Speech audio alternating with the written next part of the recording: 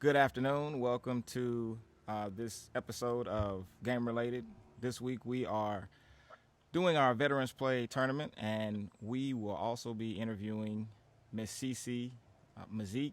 She is an Army disabled veteran, and she has rebuilt her life after an accident.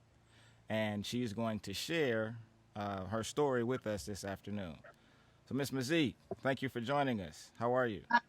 Thanks for having me. Thanks for having me. I'm so honored uh, with you asking me to share my story to inspire others. Yes, ma'am. Definitely. So, you were in the Army and you were a paratrooper. Correct.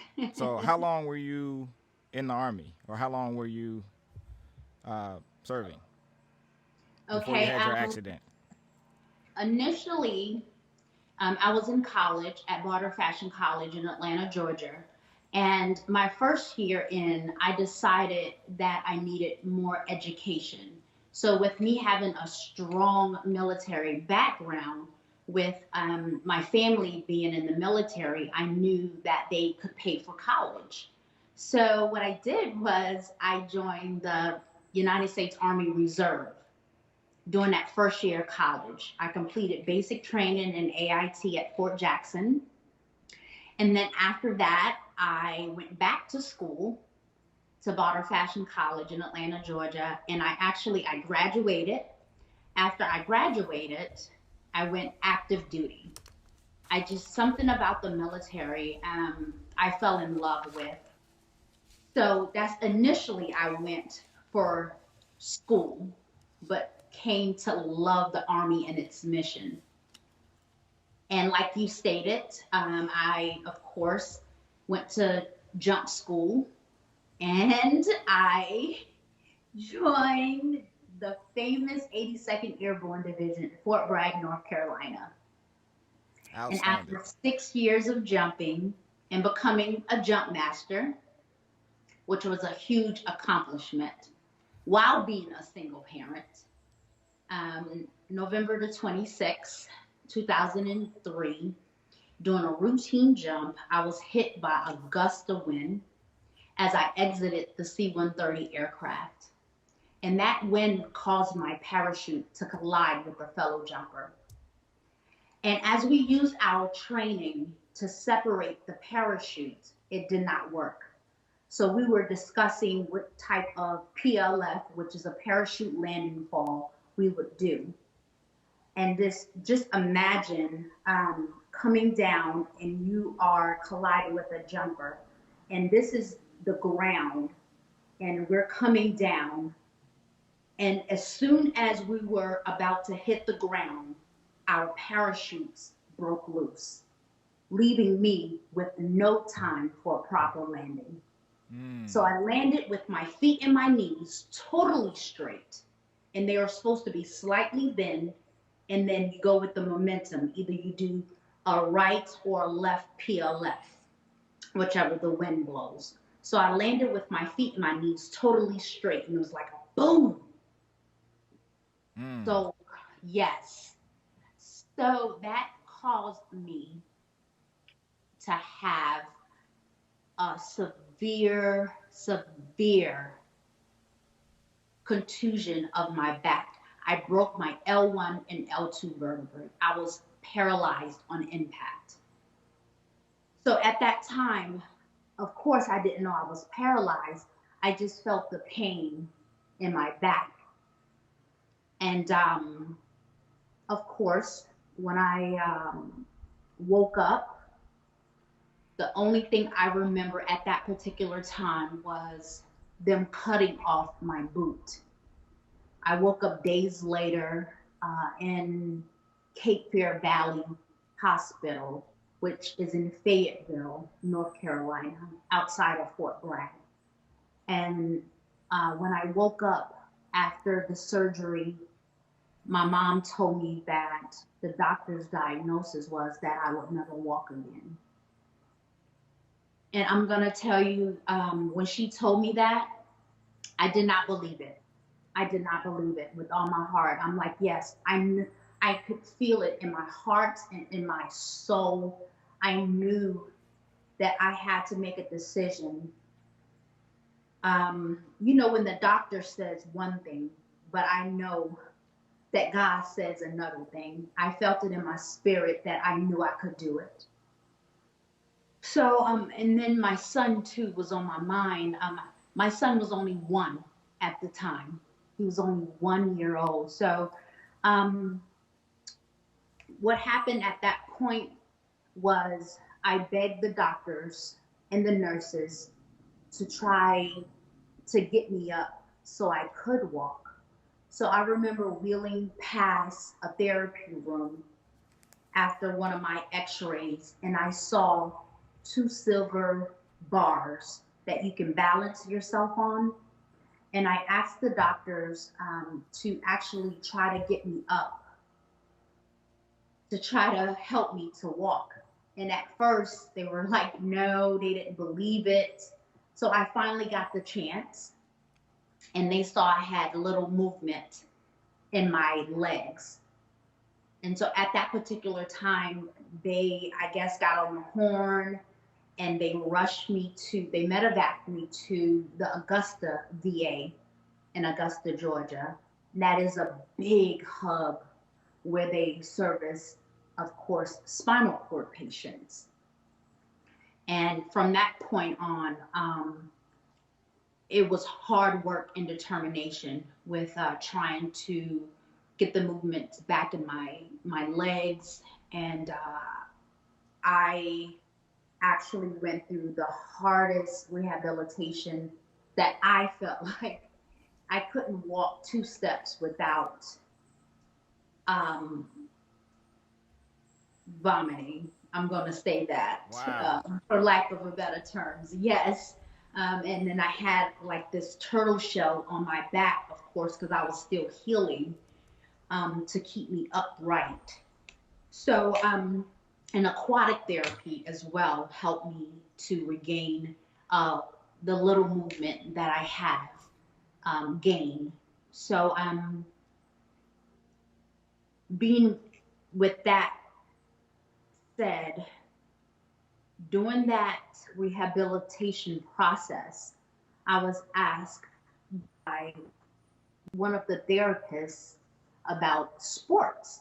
And I told her, I'm like, I love sports. I played basketball, I ran track in high school, I was a cheerleader, I love football. So she informed me that they had something called the National Veteran Wheelchair Games and also the Winter Sports Clinic. And the National Sports Clinic, which is held in the summertime, that is hosted by PVA, which is Paralyzed Veterans of America. And the Winter Sports Clinic, which is in Aspen, Colorado, that is hosted by DAV, Disabled American Veterans. So those two activities, I attended actually after I was cleared by the doctors. And my first National Wheelchair Games was in Minnesota in 2005. And I went to the National Disabled Winter Sports Clinic in Colorado, which is hosted by DAV. And those two, oh my God, I cannot tell you, it helped me to regain my self-confidence. It helped me to regain my self-esteem because I was surrounded by others who looked like me, who got around like me in a wheelchair. I was just so elated. So that competitive spirit with attending those games and giving it all I have, I won over 22 gold medals participating in all types of sports. And that competitive spirit took me to the 2012 Paralympic trials in Indiana, where I won a gold medal in the javelin. And at that point, I became a Paralympian and I attended the 2012 Paralympic Games in London. And just to put on another uniform representing my country was an amazing feeling. Um, it was so amazing to show my son that giving up was not an option. Through it all, through all of my travels, through all of my training, my son was there. Um, Great support system for my family. My mom helped me out tremendously. My brother, um, just having a strong support system, I'm going to say it's beneficial with veterans, I believe. And so I went on to compete in the World Championship Games in Lyon, France, where I won the bronze medal. And after that, you will not believe I thought I was at the top of my athletic career. The top. I thought I was going to go all the way. And I'm going to tell you, when one door closes, another door opens. So I got a shoulder injury. I tore my rotator cuff and had to have surgery. So in my head, I was thinking, oh my God, it's not over. I still could compete. I was getting all this therapy on my shoulder. But God said, no, it's time for you to hang it up. And I just started speaking to veterans that were transitioning out of the military to also let them know that giving up was not an option. I was telling them and explaining to them my story, that sports was my outlet. You find your passion, whatever it may be. Find your passion, please, and go all the way with your passion, because it doesn't feel like work. You feel like you're living your dreams. You feel like you are part of society again, and that giving up is not an option.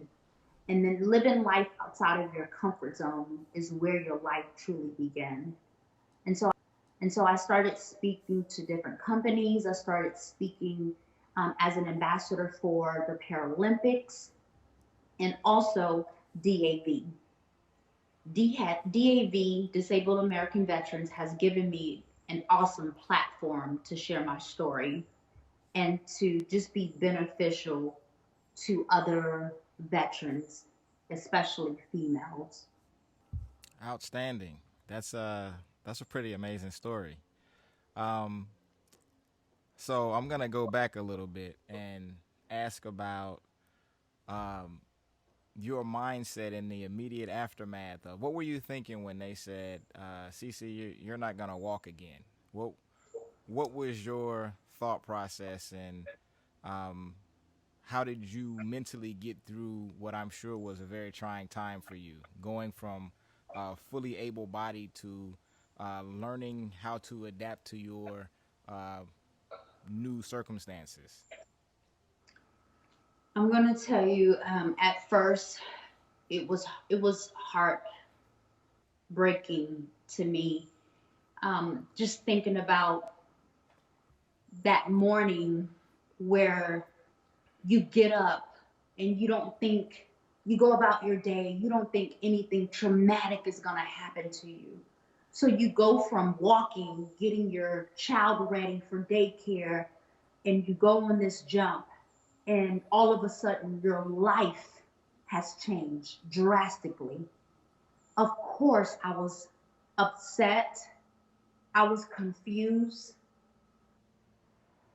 but I'm going to tell you, with my mindset, all I could think about was what I had to do, what I need to do.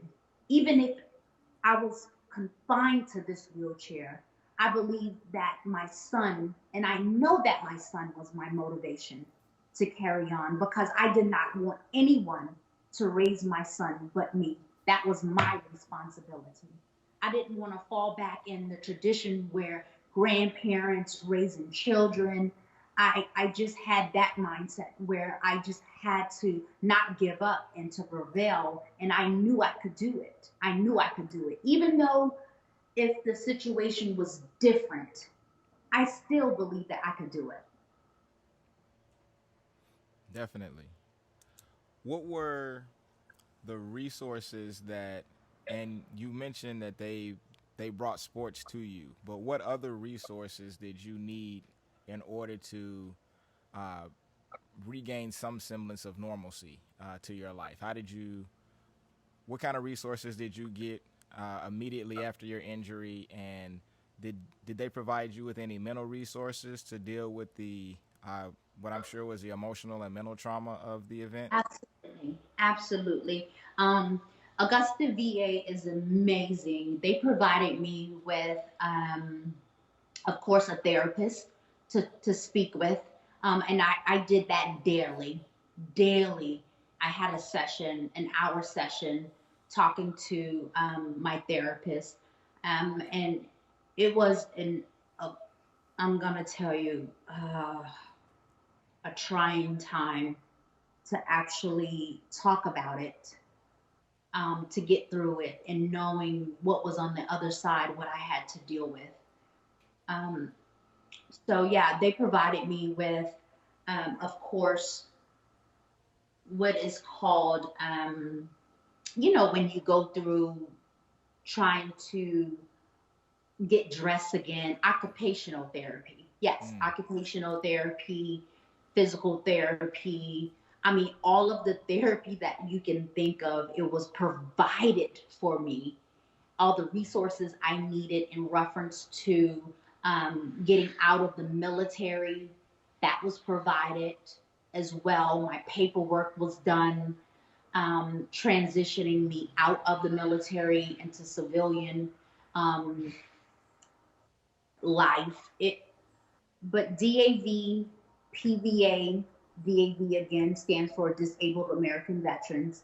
PVA stands for Paralyzed Veterans of America.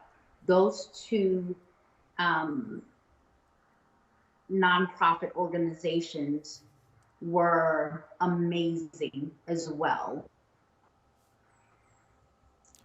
were there any resources that you feel like you could have used at the time that were not provided? Sounds like they took pretty good care of you, but was there anything that you wished you would have had access to? Yes, I wish at the time, wish I had more access to more of a female based, um, I'm going to say caring and not just a generalized, um, how in the military, veterans, when you speak of veterans, you immediately go to male, not a female.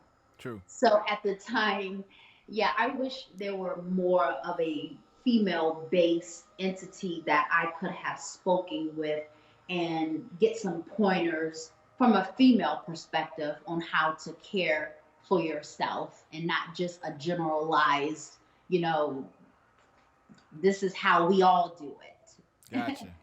But yeah, but throughout the years, of course, with organizations with like the DAV, they have more now of a female based um, organization where you could reach out to them. We have female retreats that we go on that we can discuss situations with just females that we could provide. They provide information, but we can also, tell our stories and what females actually go through and what um, resources that we need, what equipment that we need, what medical supplies that we need. Because females are, the anatomy of a female is different than a male. So therefore, we need different medical equipment. So yeah, at the time, I wish that was provided for me. Okay. Yes. how did you end up getting hooked up with and working with Paralyzed Veterans of America and DAV, Disabled Veterans of America, Disabled American Vets? I got connected with both of those nonprofit organizations through attending the National Veteran Wheelchair Games in the summer and also participating in the Winter Sports Clinic in the winter. That's hosted by DAV. So I got hooked up with those organizations by attending those sporting events. Okay. Now you mentioned that you had an opportunity to win 22 gold medals. What were some of the events that you participated in, and which was your favorite? I participated in softball, basketball, javelin, shot put, disc, and weightlifting. Okay. And at the time, weightlifting was my world. I felt like this huge power lifter. I was lifting sometimes more than males. And that right there, just I wanted to do it so bad. I wanted to compete. I wanted to become this power lifter. And so, yeah, at the time, powerlifting was my thing. It Outstanding. was. So not anymore. Yes, I still have a passion for it. Yeah, Okay. yeah, I still, but of course, the shoulder injury is permitting me. It limits I your. can't. Yeah, it is very limiting, but I still try. I still try. Okay. That's pretty awesome. Yeah, I still try. Very cool. Um, so were all of those in the wheelchair games, or were those in the Paralympics that you participated in those in? Those activities were at the National Veteran Wheelchair Games. Okay. Yes, and then of course skiing. That's hosted by DAV, the Winter Sports Clinic. Have you ever seen a disabled individual ski? I think I have once, and they put you on like a chair. It looks like there's a peg you're sitting on, and I have seen that once. So Yes, how does yes. that work? So it depends on your injury. I've done both.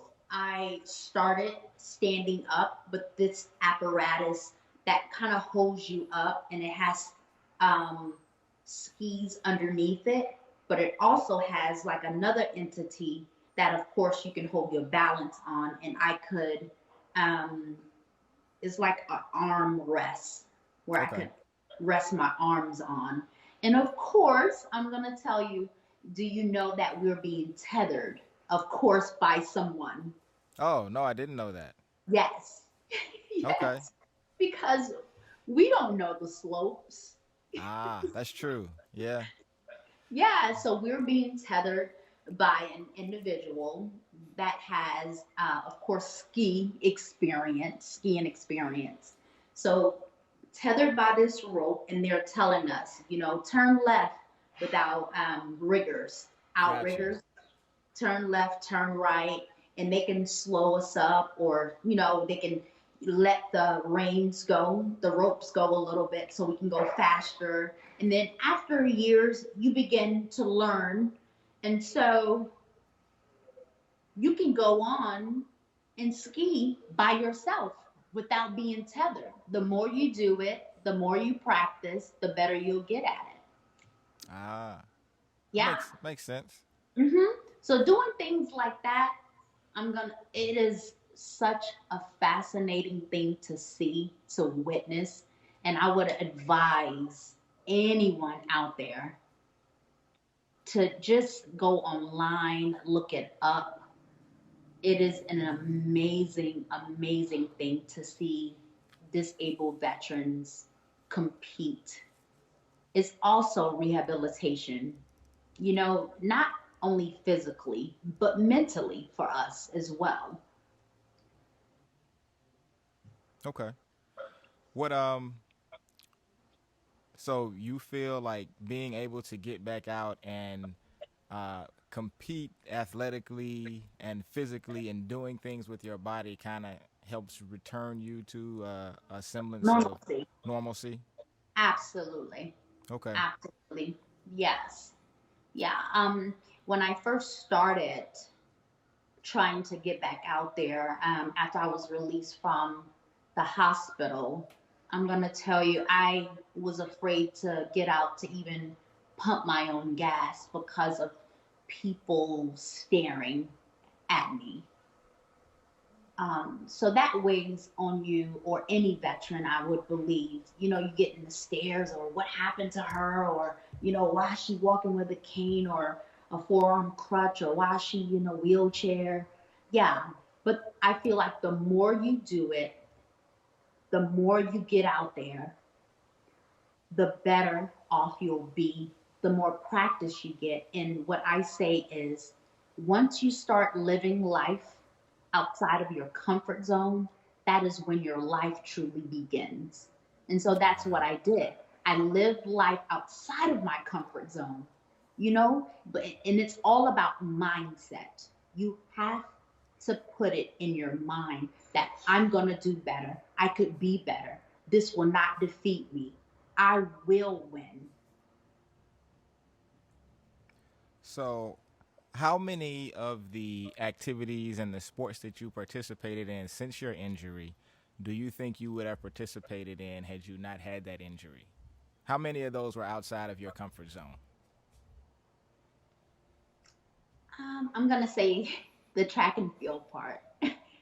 Okay. I've never thrown a So javelin. you won a gold medal in something you wouldn't have even done before. Correct. That's awesome. Yeah, that was definitely outside of my comfort zone. The javelin, the shot put, the disc. I never competed in any one of those before I was injured. Gotcha. Yeah. Okay. So I thank you. Or was there anything that you would like to share with uh, disabled vets or veterans in general for us this afternoon? Um, I would say that,